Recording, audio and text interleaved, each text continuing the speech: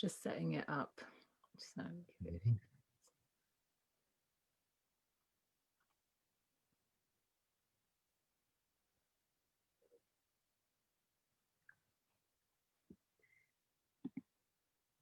hi, good afternoon or good evening, everybody. This is Shay Ali here with you on Inspired Online. We are back. I'm sorry if you've missed us for a little bit, but we've just gone back into lockdown here in the UK. So I thought, what better time to bring more fabulous Inspired Online gems to you all than now?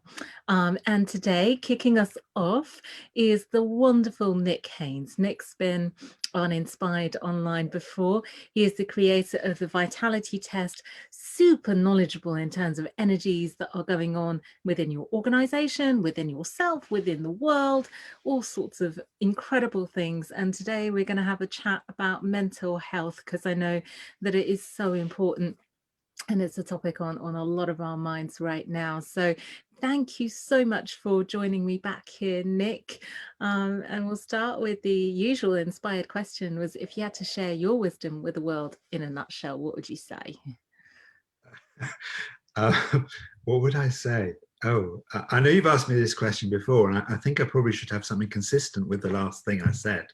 But I can never remember.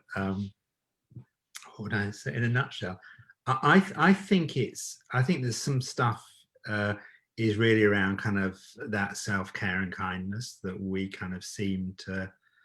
We can be tremendously kind to other people, but we can really struggle to be kind with us. So I think that's a central message that that I always have running as a thing. And the other one I think is very kind of pertinent for us at the moment, and that's really kind of not putting people in boxes.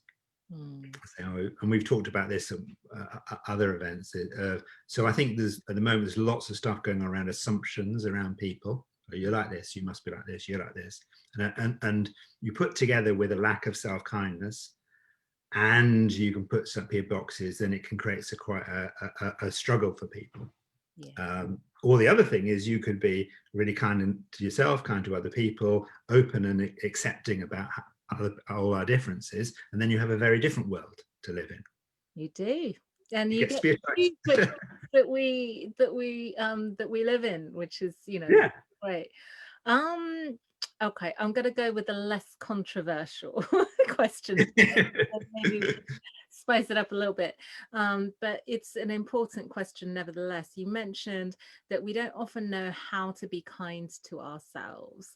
So how do we do that? You know, some people are beating themselves up right now about, I don't know, not having a job, or I'm seeing a lot of posts on Facebook about I've put on so much weight, and, you know, I've generally had like not a great year. So, you know, what can we do this time round to really take care of ourselves?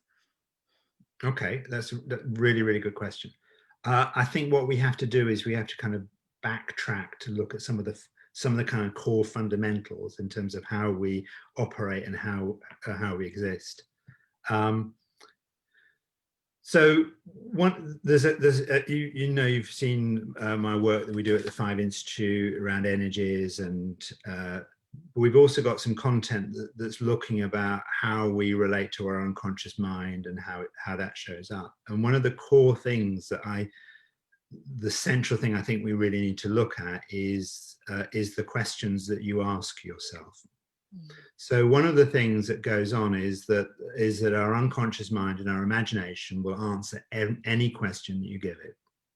So you give them, they will answer any question. They don't care how their answer makes you feel. So if I was to say, God, why am I so stupid?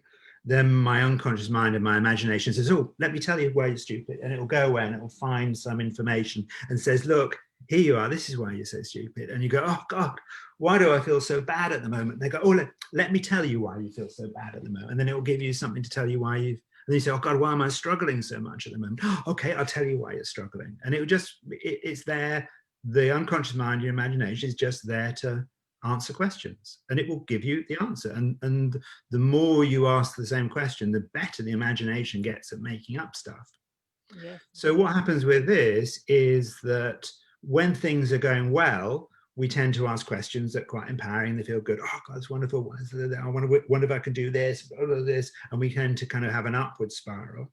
But as soon as situations like this happen, we start to go, oh, God, what's wrong with me? What's wrong with me? Why couldn't I do that? He says, well, I'll tell you what's wrong with you. You're useless. You're this, you're that. Oh, God, what? And so it's a really kind of, it's a really kind of simple process that goes. We ask a question, we get an answer. And how does that make you feel?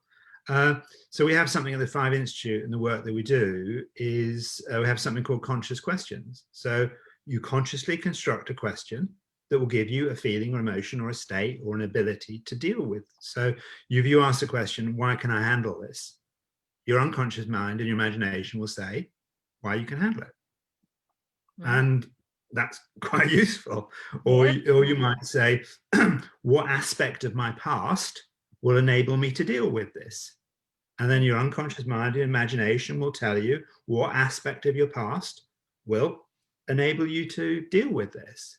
So it's a really simple philosophy. The nature of conscious questions is an art form, and we teach it, and it is an art, but the actual premise is really, really simple. Just ask questions that are going to serve you well. And if you ask the question, why am I so stupid? You will get the answer, why you're so stupid. You ask the question, why can I handle this? Or what makes me so special? Then you'll get what makes you so special. And it just gets to be. But the nature, the challenge we have at the moment is that we're going into these situations, and like lockdown or stuff that's going on in America or going on in different parts of the country, the world. And if you don't have really good practices, it's this time energetically is really showing up all the things that you haven't quite got right. And it's a time to stretch, time to really test you. Yeah. So a core thing, I think, in terms of our emotional, psychological well-being is just ask questions that are going to help you. Really, really, really simple.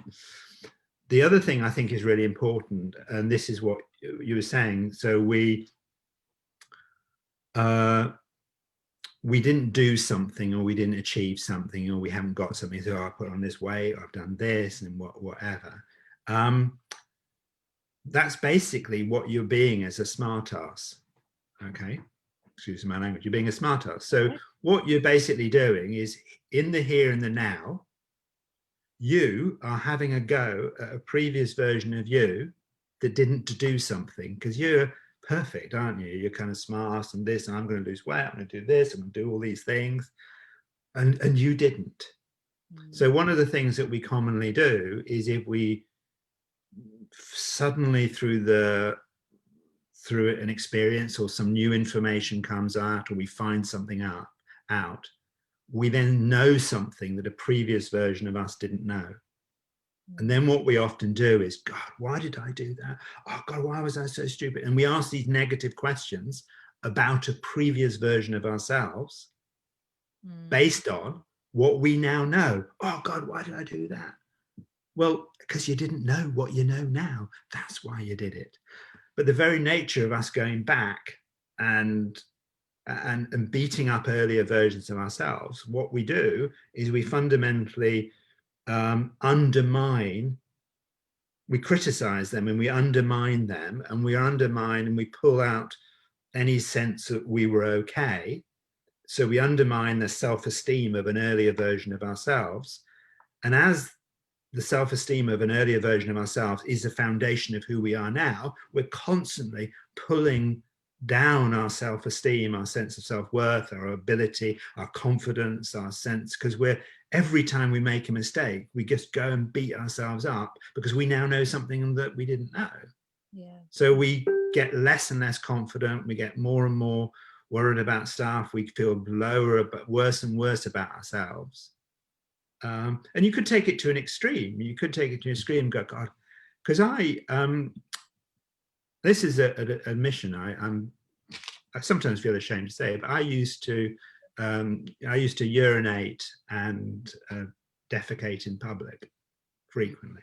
Okay. I would just do it. I was just there, I'd pee and I'd poo. But then I was in nappies and I was like 6 months old. But if I was to say, oh God, I was embarrassed, I can't believe I used to just pee and poo in public, and I used to fart, and I can't believe I used to do that. God, I'm so awful. We don't do that with an earlier version of ourselves that was a baby, but we do it with a version of ourselves 2 days ago, because we didn't know, and we hadn't learned, or we didn't do it perfectly enough. So one of the things we've got to really watch is the questions that we ask in the here and the now. Is that going to give me an answer that's going to make me feel better? Our choice. We choose the questions. They're conscious questions. And then don't beat up earlier versions of yourself with the question that isn't going to be. You can go back and you go, if I was to look at this again, what would I do differently? How would I improve it? What would be the learning, etc.? That's fine. But don't, because we just undermine our self-esteem. And then so we end up kind of getting lower and lower in terms of ourselves with the questions we're asking in the moment, the beating up earlier versions of ourselves. And if that's the way, and we're coming on to this question around kindness, if that's the way we treat ourselves, previous versions of, is that kind? No. That is, but we can't. So that's where we see that real lack of self-kindness and stuff.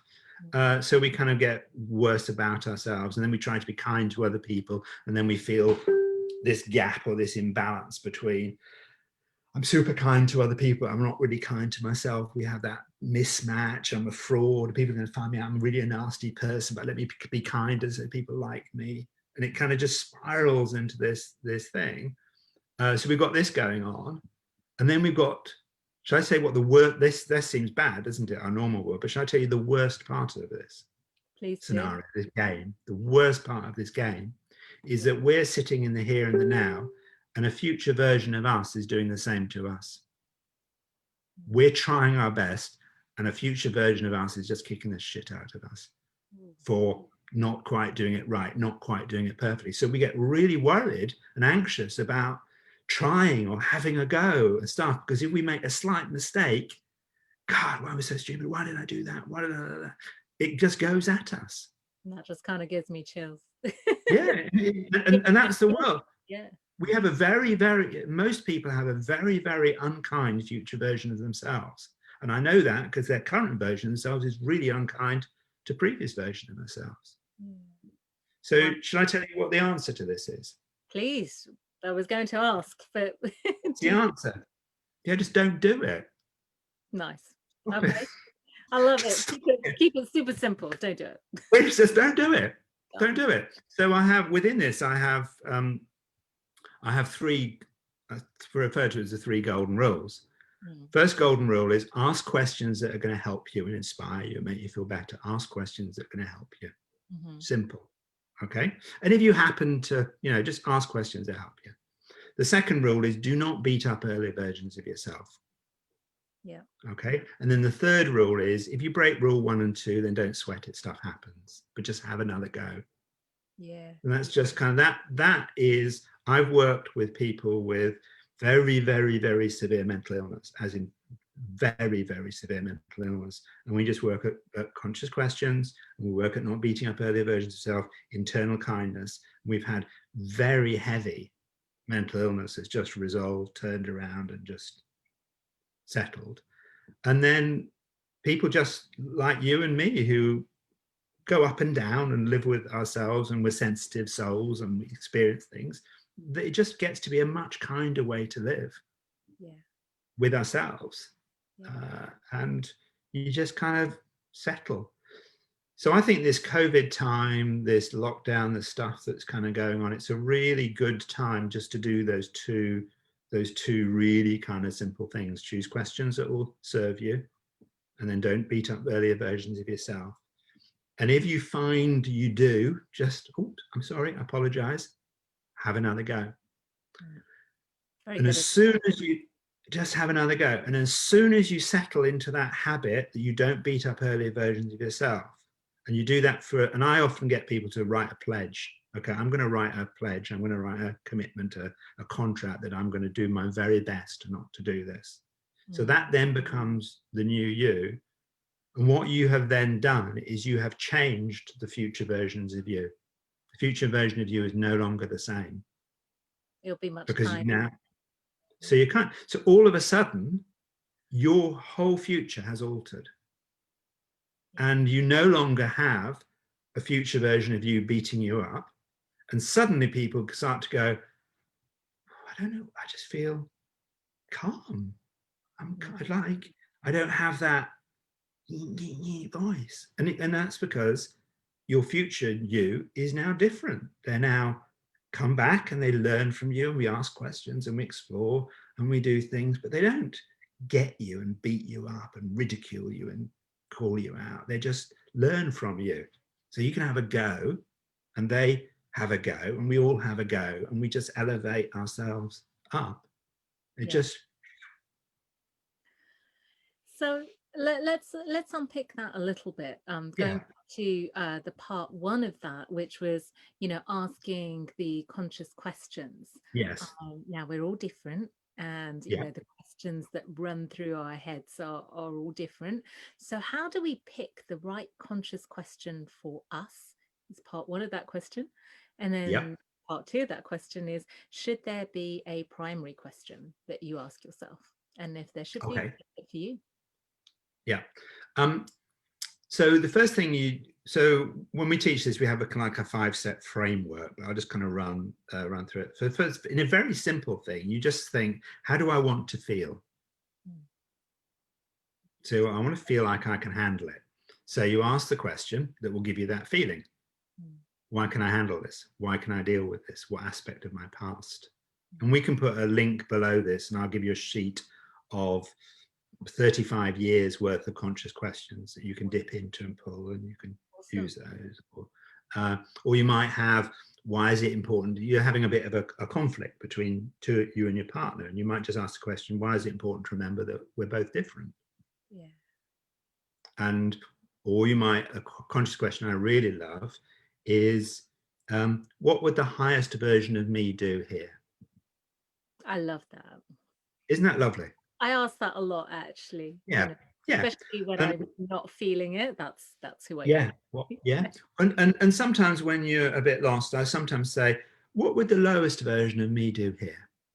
Ooh. And I get a sense of what the lowest version of me, and I think, and what would the highest version of me do here? And suddenly we have that, and you're not a good or a bad, you're just, and I choose to, what would the high, okay, I choose to do that, to be as near that. I can't be a saint, but I could be well above the lowest version of me. And that's not, so just basically with constructing a conscious question is work out, how do I want to feel?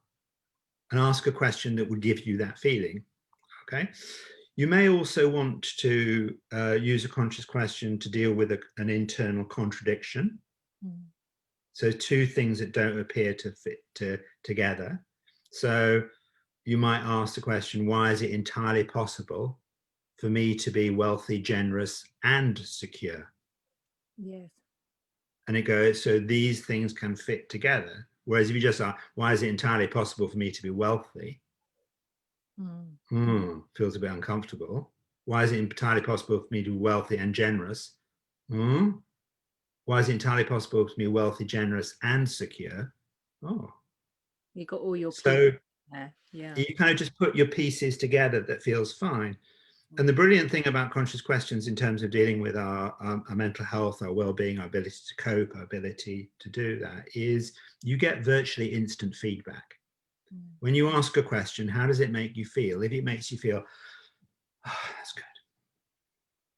It's the right question. If it doesn't make you feel like that, it feels a bit of a crash. You can't go wrong with them. You just say, okay, I have another go. Well, why can I handle this? What aspect of my past can make me handle this? Deal with it? Why am I flexible, adaptable, and strong? Whatever it is that you just try different things that you want to feel. And if it doesn't make you feel that way, just try a different conscious question. And you should ask it with, you don't, because the one thing that we can ask a very, oh God, why was I so stupid? Our unconscious mind doesn't really pay that much attention to a casual, oh God, bloody, why did I, why was it? Doesn't really, but it's when we go, oh God, why was I so stupid? Then the conscious mind goes, oh, this is emotion, this is serious. You want the answer to why you're so stupid. Let me give it to you. The imagination says, hey, let me make something up, please. That's what I do. That's Good when you at it. fell on it. Yeah. And then you do it. And so the more emotion you ask them with, the more it has to. So we can ask 1,000 casual negative questions. And one really good, positive, conscious question asked consciously with intention will just wipe out 1,001 casual negative questions. Wow. So take it out. Tell us more about that power of positive emotion to wipe out the negative.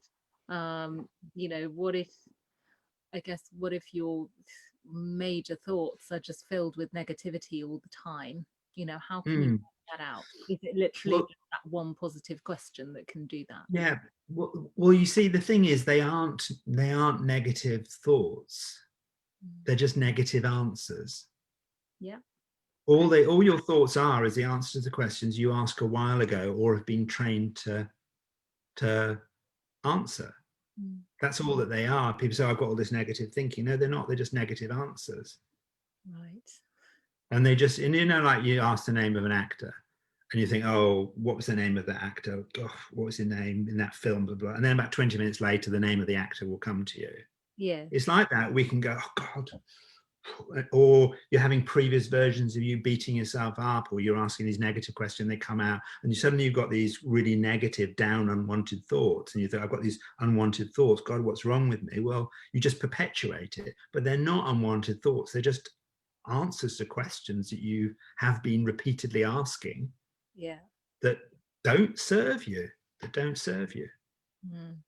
And I think, I love how you call it conscious questions, because one of the keys seems to be that we need to actually be conscious about it. Yeah. And with that knowledge, I always think knowledge is clarity, knowledge is power. So clarity, go ahead and do that. I want to take you back. And then we can tie that into each energy has a certain challenge and certain questions, and it gets to be a bigger conversation. But I'll just do one example. So earth energy, I'll give two examples, earth and fire energy. So earth energy, every energy has a question it makes us want to answer in the world. So earth energy is always, do I understand? Am I understood? So you have a lot of earth energy like me. I'm always trying to understand it. Did you understand that? Did that make sense? Did that, etc., etc. That's where my anxiety comes from. That's where my worry. I hope you've understood. Did that make sense? I hope it wasn't too confusing for people, and etc. So we can get really stressed about people not understanding or us not understanding. So at the moment, one of the real problems is that none of us really know the duration, path, or outcome of the situation we're in. We don't know, and that is very stressful for us as human beings. We don't know the duration, don't know how long it's going to last for. We don't really know the path it's going to take, and we don't really know the outcome, which is why we choose to do things like, well, I'm going to learn Spanish over the next. Well, I'm not, but this is what people say. They say, I'm going to learn Spanish over the next 6 weeks. So they've got a duration, and their path is to learn Spanish, and the outcome is they will be able to speak Spanish. So we feel all secure. We don't necessarily do it, but we feel secure. Oh, at least I've got a destination, a path, and an outcome. Yes. Whereas at the moment we don't have that. So we're very, very stressed at the moment. And one of the things that people have a lot of earth energy and we don't understand, it is super stressful. So you could just run with a conscious question like, why is it okay not to know everything at this stage? And that's a great question for all of us. Why is it okay not to know everything at this stage? Okay. So what that question is really clever. What's that? My brain's already on there thinking about it. Yeah. And how does that make you feel when you ask it? How does it make you feel? Why is it okay not to know everything at this stage? actually, to me, it feels like, oh, I've got to really ponder this and take it down a bit of more of an intellectual query, because there are multiple things. Yeah, it's got an assumption to it that you will know things at some stage. So why is it okay not to know everything at this stage? At some stage, you will know. So as an assumption, you will know at some stage, but actually it's okay not to know at this stage. And it just can't, why is it okay not to know everything at this stage? And obviously, if you've got a lot of water energy and you've got fear of security and safety, that's not a great question, because you think, oh, well, what happens if I don't know all the information, I'm not safe? Then you have a different question. Right. Yeah. But just for earth energy, just they worry that don't understand, they would say, why is it okay not to know everything at this stage? So it's a good earth question. By the way, for those of you out there, if you don't know what energy you are, you can go to Nick's website and take the vitality test. So that will tell you, and it's free of charge. So why wouldn't you do it? Come on. So we'll give you But we can go into all the energies, but just different questions are great for different energies, because you're trying to make the so fire energy, we know fire energy, both of us got a lot of fire energy, and the big question is, am I loved? Do I bring joy? Yeah. And that's what we're looking to do. We're looking to be loved and bring joy. Yeah. That's what we're doing. So asking a question, why am I lovable? Or why am I worth, or even for yourself, why am I worth loving and looking after? That internal. Why am I worth loving and looking after? It's a beautiful question. And your unconscious mind has to answer that, has to answer the question. It has to answer why you're worth loving and looking after. It has to answer it. Yeah. Might take a bit of time, but it has to answer. Yeah. It might take a bit of time, but it has to answer it. Yeah, it reminds me of Google, actually. You go into Google, you can type in anything you like, and it doesn't filter the quality of what you're requesting. Yeah, you could put in Google, why am I so stupid? And it will tell you.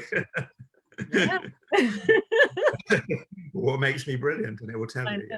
I know. So it's like that, isn't it? Yeah. I want to take us back to the top of the hour, because you also talked about the concept of boxes, and this was my slightly more controversial question, but we'll keep it gentle, because I don't want to necessarily chat politics or anything like that. But I'm going to make a political observation, which is, I have friends from both sides of the spectrum of the American election, which I'm sure you do too, that voted Trump. And I'm seeing things like, oh, Trump is the light and whatever. And, some that voted Biden that would think Donald Trump is like the worst thing that happened to humanity ever. So, in terms of the boxes that we create for other people, how can we, well, first of all, I just wonder how those two sides coexist and how we can be more compassionate about the other side. And well, what we have to do is we have to kind of recognize what we're trying to do with this. So with complexity, and the world is complex, there's lots of things going on, and energetically we're in a very complex phase. There's lots of moving parts, lots of things. This year, as we've talked about, happens once every 60, this phase happens once every 60 years. It's very transitory, there's enormous changes, it's very complex, lots of stuff. So and because it's a metal energy time, and metal energy is looking for simplicity, the simplest way to keep the easiest way to keep things simple is to put things and organize things, is to put things in boxes and to have things as black and white. Okay, this is this and this is this. Good. No muddle. When we have a messy room, we want to sort things out, we put things in boxes because it makes it look neat and it makes it look tidy. Yes. And we're doing that with our politics, and we're doing that with our behavior, because it's really, let's keep it really simple. They're good and they're bad. They're like this and they're like this. Good. I know where I belong, where I'm safe, who I can identify with, and I can know that these are bad and I shouldn't be there and I shouldn't do this. And depending upon which leaning you go, you then put yourself into that box, and you get more entrenched within it because it's. But actually, we know the world is not like that. There are kind of really, really good, kind, caring people within a movement that would appear to be unkind and cruel. And there are really kind of nasty pieces of work within movements that appear to be inclusive and whatever. And it can be that there is a kind of thing, but we really want to save our brains calories. We want to feel secure. We want to do, and then we obviously kind of validate and stuff. And if you look at some of the work, you look at what actually kind of went on in Nazi Germany, for example, and you really look at what people were doing there, they really thought that they were really trying to make a big difference in the world. It was just based around a particular belief system, but their intention was to make a really important difference in the world. It just was abhorrent in terms of what they were thinking, but their intention was to make a real big difference in the world. Yes. So you've got to be really careful of saying, well, they're bad. Well, actually, they might be really good. They just might have a really bad idea about what being good is. And I'm not putting any camp in either way around.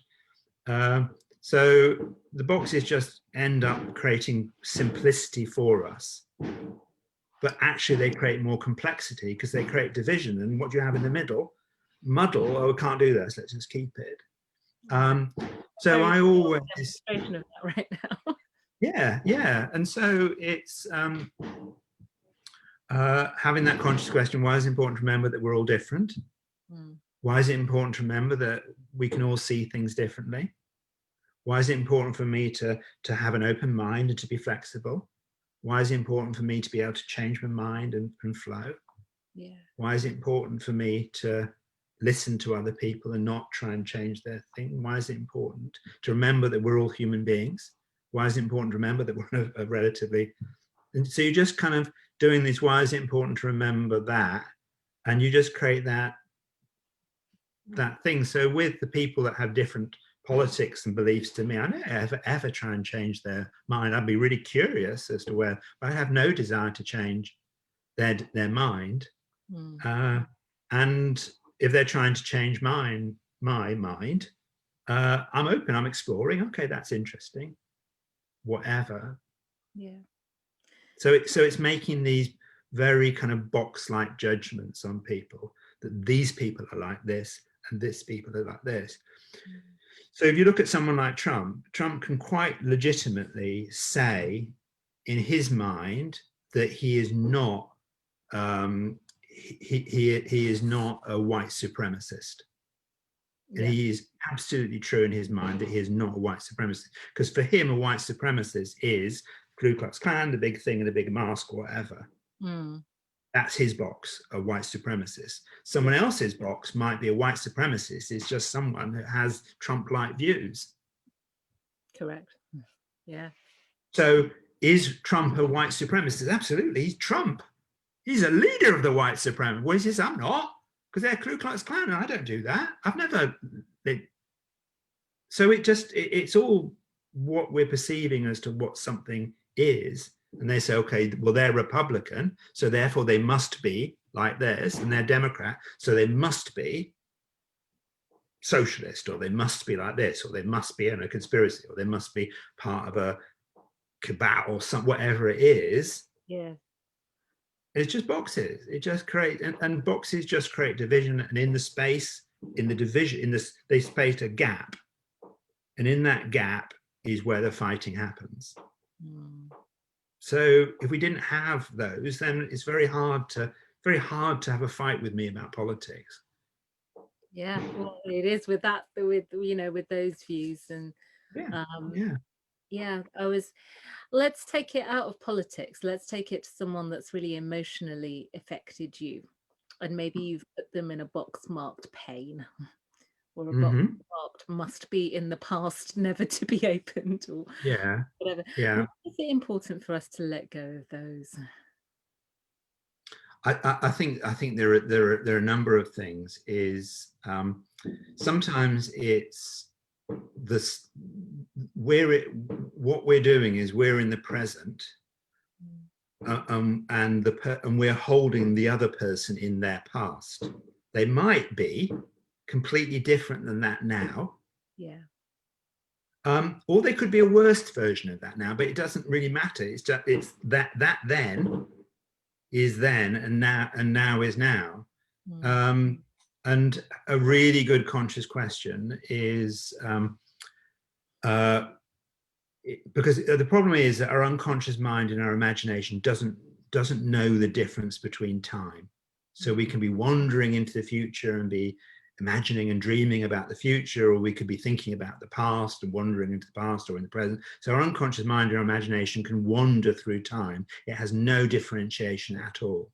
We can be thinking about the past and having real anxiety about it, or we could think about the future and having real anxiety, or think about the past and having pleasure and the future about pleasure. It doesn't know the difference between time. But sometimes it's really good to let our unconscious mind and our imagination know the difference between time. Okay. So we often get really stuck in these previous old relationships because our unconscious mind doesn't know the difference between time. So when I get in a situation about someone or some situation in the past or something, and I keep like that, and my unconscious mind, my imagination is wandering there, I'll just do a really simple conscious question. I'll just say, why is the past, and why is now? Mm. And it just moves us into the now. So people kind of trigger me, and previous old relationships might trigger me. Yeah. And I'll go, why is the past, and why is now? Or I might be triggered by something in my past that I find difficult. And I say, okay, why is the past, and why is now, and why will I move forward? You kind of shift it. You have to, I think. You have to shift it. You have to shift it. Yeah. Or you can stay Yeah. stuck. That's up to you. Yeah, or you can just stay like that. It's kind of, it gets to be, but that's the conscious nature of the questions, the perceptions around time and what we decide to do in the boxes. It's kind of, yeah, we just kind of get wrapped up with it. So just, A lot of food for thought there, Nick. Thank you so much yeah, for joining us today. that's Do you okay. have any final thoughts that you'd like to share with our audience today? No, I'm completely empty now. That's it. You're empty. Okay, so how can this beautiful audience get in touch with you and find out a bit more about conscious questions or Okay. Five Institute, anything? Yeah, well, we've got three things. We've got the so Five Institute. We've got the vitality test. You want to find out your energy. Really matters at the moment to know what our energy is. And you just go to fiveinstitute.com, and there's the vitality test. It's completely free. Then we also have, if you've liked some of this content, what we've got is we have these 5-day mindset makeovers where we do this content over 5 days in really short little videos. We've usually got one of those running. So have a little look and see one of those. We've got that content, and we teach conscious questions and this sort of stuff. And then the other thing is, if you're really interested in boxes and how they play out, then you'll see some link on the Five Institute site, or you just go to nomoreBoxesMovement.com, or just search for No More Boxes on Facebook, or we can perhaps put a link below this. And we do lots of really interesting work, and we're doing one at the moment called the Money Box Game. Have you joined this yet? No, but tell me more. It is absolutely breathtaking. So what we basically do, we've got a group of people, we've come up to 100 people we've got in this group, and each day Runa and I give you a certain amount of imaginary money. We're on day 5 now, but it goes on for 30 days. So day 1, we gave you $10 of imaginary money, and you have to post in the group what you're going to spend your imaginary money on, something you imagine. Yeah. And then day 2, we gave you $20 of imaginary money, and then you had to say what you're going to spend the money on. Day 3, $40. Basically, each day we double it. So in day 5 now, we're at $160. Nice. People, or pounds if you want to spend it in pounds.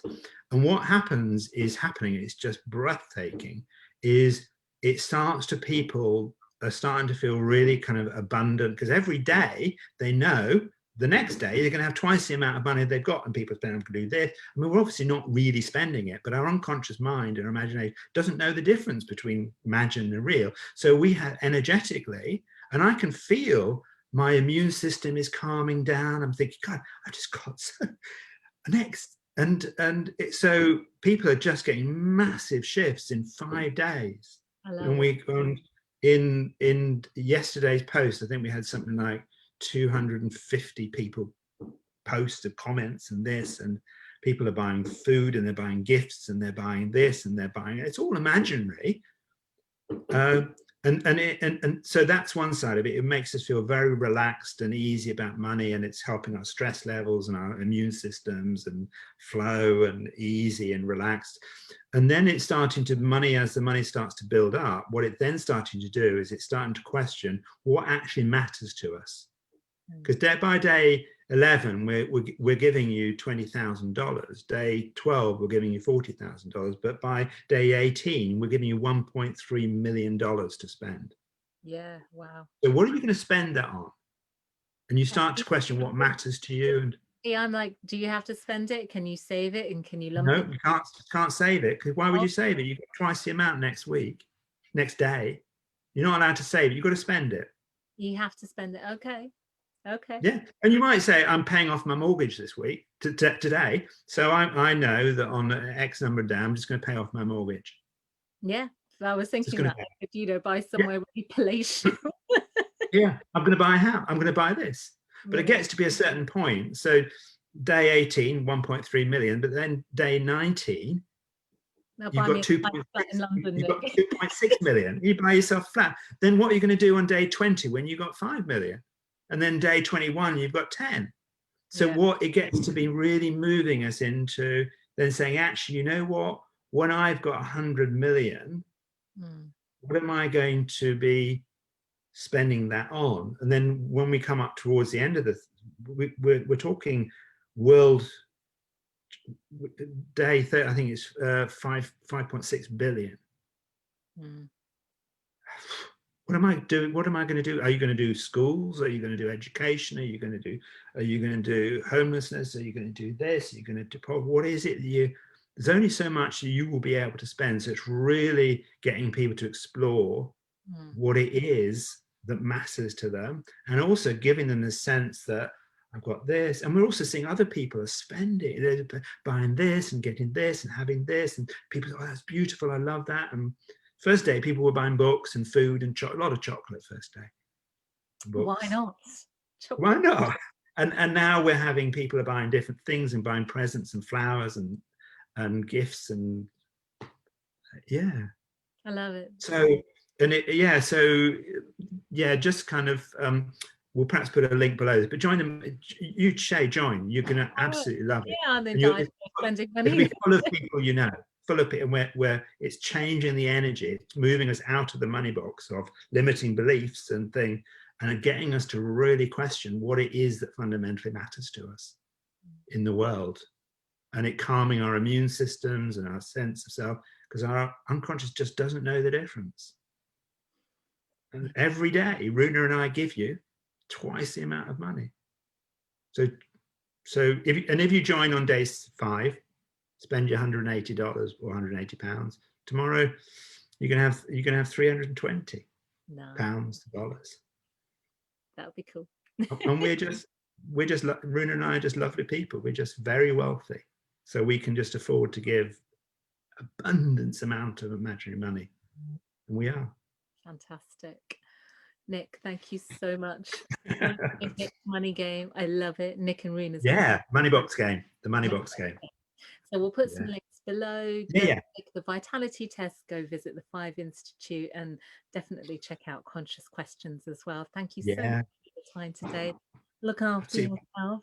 I will. Thank you, Shay. And you always say, Shay, let's do half an hour and look at us. We did. Here we go. Happens in we did it. Okay. Weekend. Right. Much love. Bye.